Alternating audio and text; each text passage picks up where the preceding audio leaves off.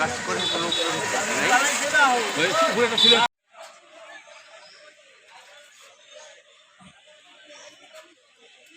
ভিতরে এলে ভালো হয়, ভিতরে ঢুকলে ভালো হয়।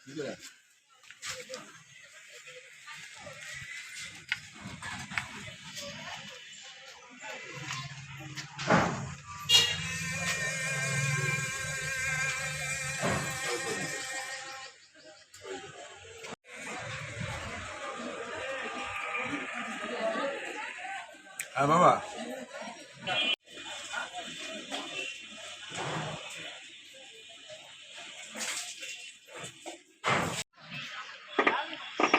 ওই কিনে ঘর এ পর্যন্ত ওই পর্যন্ত ওদের মালিক।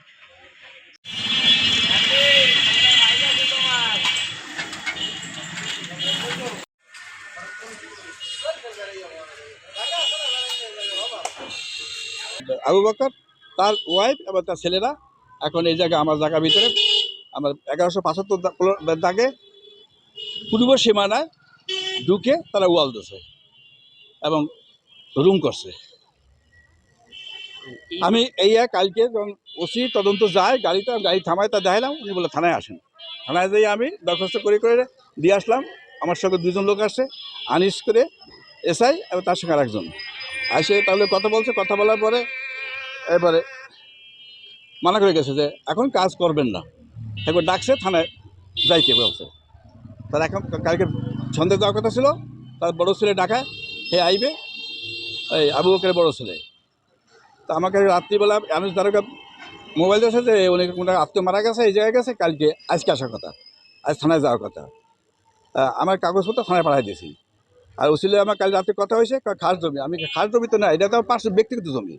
ওরা শিখেছে খাস 6 শতাংশ, তো 6 শতাংশ তো ওই পাশে 11 দাগ, 1174 দাগ, যেটা বিপি হয়েছে সেটা 100 টাকা লিজ নিয়েছে। এই হলো কাহিনি। আমার দাবি, আমার যে জমির ভিতরে ঢুকছে সেখান থেকে ওয়াল ভাঙবে, আর যে রুম করছে রুমটা ভেঙে জায়গা পরিষ্কার করবে। তাকে সীমানায় তারা থাকবে, তাকে 1174 দাগে যে সীমানা, সেই সীমানায় তারা থাকবে। প্রথম থেকে হলে গিয়া আমাদের জমি এই থেকে, এই সামনা থেকে ওই পাশে একদম বিল্ডিং আছে, ওই যে কাজী অফিসের ওইখানে, ওই পাশে কিন্তু বিল্ডিং।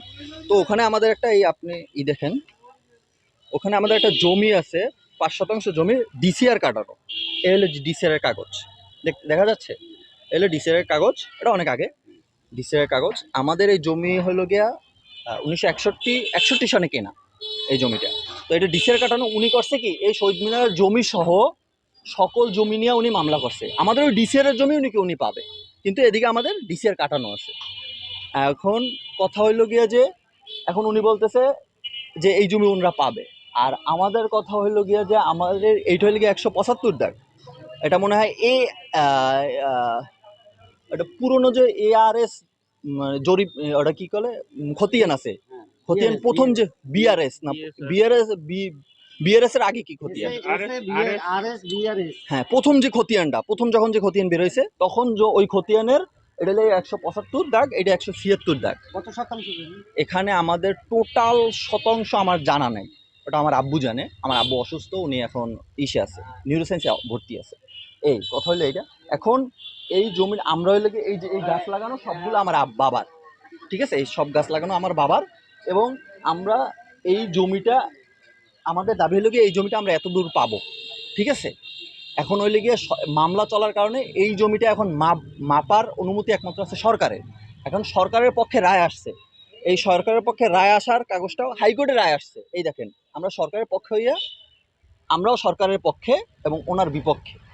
এই হলে গিয়ে হাইকোর্টের রায়, উনি যে হাইকোর্টে হারছে, এই হলে তার কাগজ, ঠিক আছে? আরও কাগজ আছে, ওই কাগজগুলো আমার আব্বু পাঠাইতেছে, কুরিয়ার সার্ভিসে আসতেছে। এটা অনেক বড় কাগজ, তো এই কারণে আমার যেটা যে উনি যে হারছে, উনি যে সরকারের বিপক্ষে হাইকোর্টে হারছে, এটার কাগজ হলে গিয়ে এই আমার কাছে সব আছে, ডকুমেন্ট সহ। আপনি চাইলে নিয়েও যাইতে পারেন আমার কাছ দিয়া। এখানে উনি আবার সুপ্রিম কোর্টে আপিল করছে, ঠিক আছে? উনি যে হাইকোর্টে হাঁটার পর সুপ্রিম কোর্টে আপিল করছে। এখন ওনার দাবি হলো যে আপনাদের এই যে আপনারা যে ওয়াল করতেছেন ভিতরে, এই ওয়ালটা ওনার সীমানায় পড়ছে। ওনার তো জমি নেই, উনি সীমানায় কিভাবে পড়বে? সেই বিষয়টা একটু আপনি বলেন, আসলে সেটা কি? হ্যাঁ, সেইটা এখন ওনার জমি না থাকলে ওনার সীমানা কিভাবে হইলো?